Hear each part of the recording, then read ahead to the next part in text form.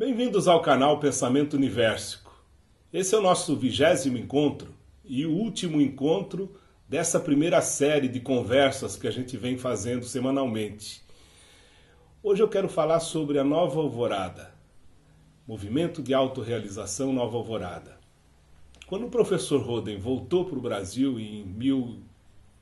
no começo da década de 50, em 1952 ele funda um movimento chamado Alvorada.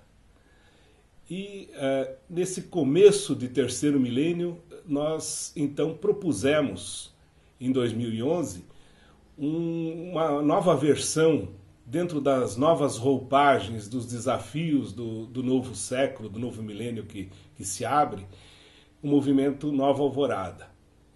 Todos os dias começam com uma nova alvorada. A nova alvorada é aquele momento mágico daquela profunda escuridão e que se converte como se fosse uma alquimia cósmica num novo dia. É um milagre da vida que resplandece a cada dia.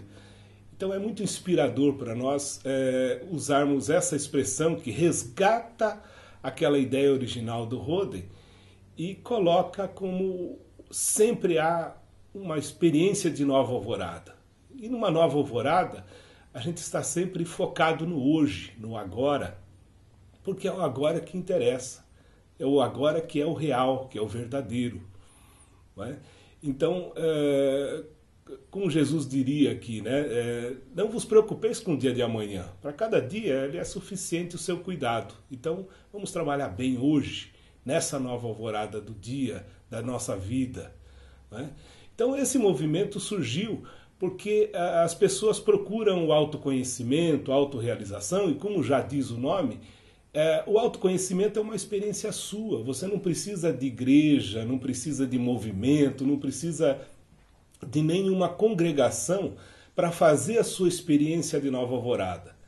Mas é claro que se você estiver junto com alguns amigos, isso pode ajudar. Então, esse movimento da nova alvorada, ele não é uma coisa institucional.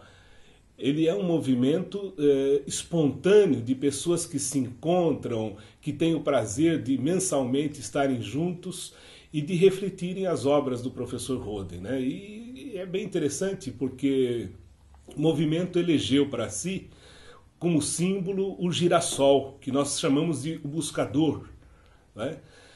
O girassol é aquela flor, né, resplandecente como o sol, que está sempre buscando o sol. Né? Então ele faz aquele movimento do nascente ao poente, do oriente ao ocidente, buscando a luz. Né? Então é muito inspirador para nós usarmos essa flor como símbolo. Não é? Então a gente sabe que o Oriente tem a flor de lótus, que tem toda uma significação da sabedoria mística, ancestral, e que é uma coisa maravilhosa, grandiosa, que até hoje então os grandes movimentos de iniciação do Oriente vêm até nós, as várias tradições.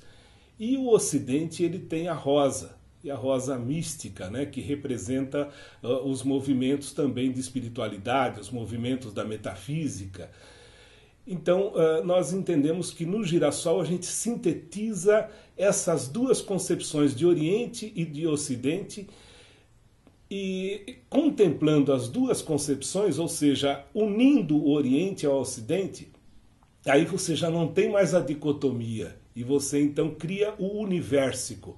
É um único conhecimento humano, uma única experiência resgatada de Oriente ao Ocidente, sem que necessariamente fique preso a tradições, embora respeitando todas elas, mas criando alguma coisa nova, diferente, proposta para o terceiro milênio, adequada, atualizada. Né? Então é essa um pouco a pretensão desse pequeno movimento que surgiu então com jovens num determinado núcleo e com pessoas mais maduras num outro núcleo, e que também essa questão etária é superada, porque sempre jovens e pessoas mais maduras, elas têm muito a aprender uns com os outros. Né? Então é uma experiência bastante interessante, bastante espontânea, não institucional, e que as pessoas espontaneamente se encontram, claro que com uma regra de compromissos, né,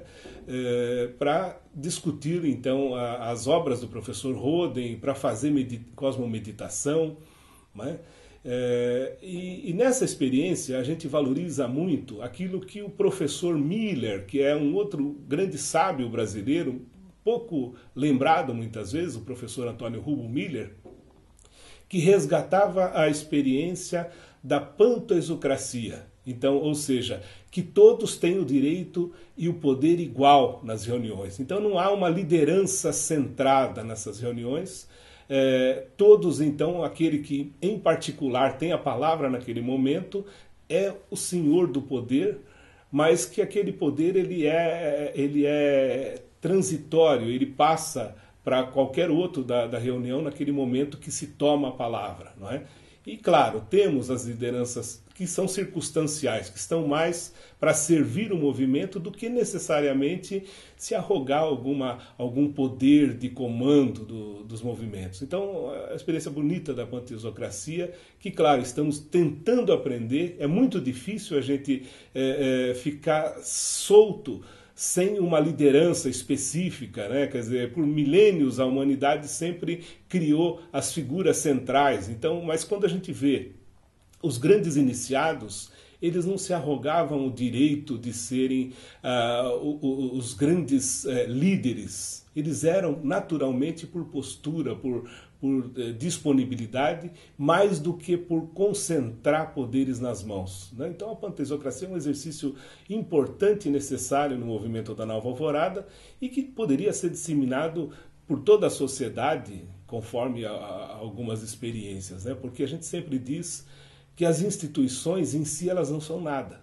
Qualquer que seja a instituição, por mais sagrada que você possa trazer aqui o nome de uma instituição, ela é uma fantasmagoria se ela não tiver a presença física das pessoas que estão ali naquele momento, naquela hora, e que definem as questões, embora muitas vezes presas, arraigadas a tradições, mas sempre se recria, se recicla, se inventa o novo, né? E esse é o espírito da Nova Alvorada, né? Então, nós procuramos nos organizar em pequenos grupos, seguindo um pouco aquela orientação do Nazareno, não mais, 2 ou mais, não mais que 12, são números suficiente, interessante para que se reúnam dentro de um espaço físico, de uma sala, sempre emprestada por um amigo, então não há uma sede, não é? Então um membro do grupo sempre disponibiliza aquele espaço onde as pessoas possam se encontrar, possam compartilhar e, mais do que estudar, fazer a convivência. Porque o mais importante para nós, nesses tempos tão complicados das pessoas se encontrarem, é justamente o encontro físico, pessoal, em que as pessoas compartilham um pouco de um conhecimento, de uma experiência mística, espiritual, sem necessariamente ser uma religião, não é? E sem ser pura e simplesmente um grupo filosófico, mas sendo ao mesmo tempo alguma coisa que se experimenta a experiência da ciência, da religião e da filosofia, né? Sem ter uma identidade ou isso ou aquilo, né? Então nós estamos num tempo realmente cósmico, de integração holística, né? Dos conhecimentos e das experiências, né? E há uma metodologia, né? A metodologia, nós propusemos por esses primeiros 3 anos aquilo que a gente chamou de ciclo do Nazareno. Então, o ciclo do Nazareno, porque Jesus teria vivido 3 anos, né, tendo uma vida pública no meio das pessoas e pregando a sua boa nova. Né?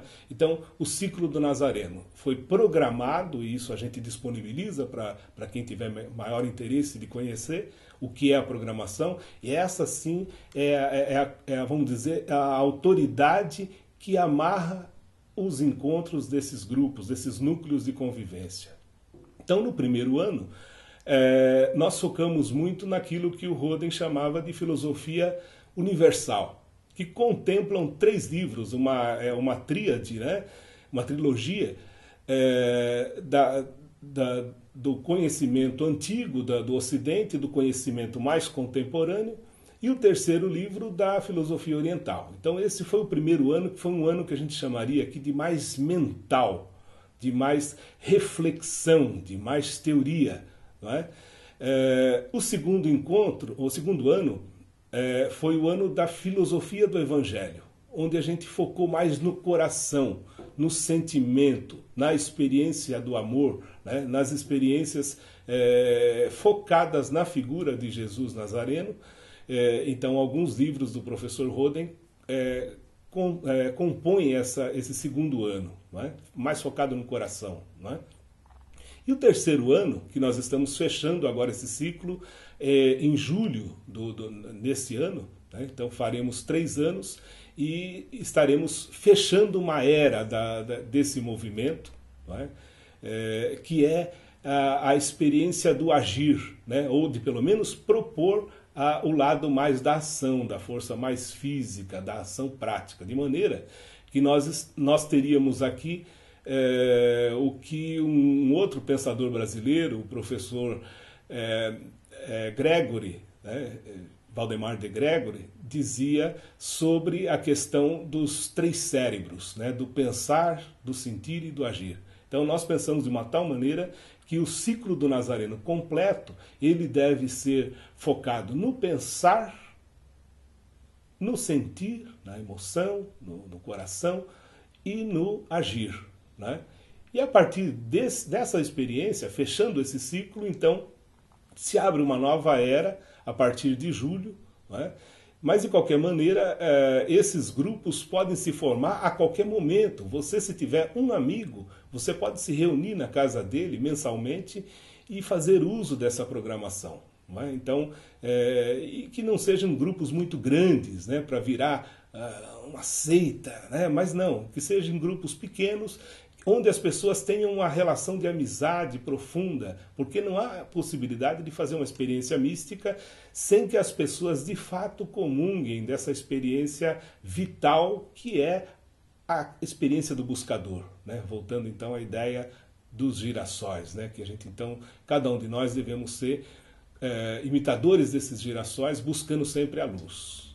Eu quero agradecer então você que acompanhou esse nosso trabalho durante esses 20 encontros. Se você não conseguiu acompanhar todos os encontros, eles estão disponíveis na internet.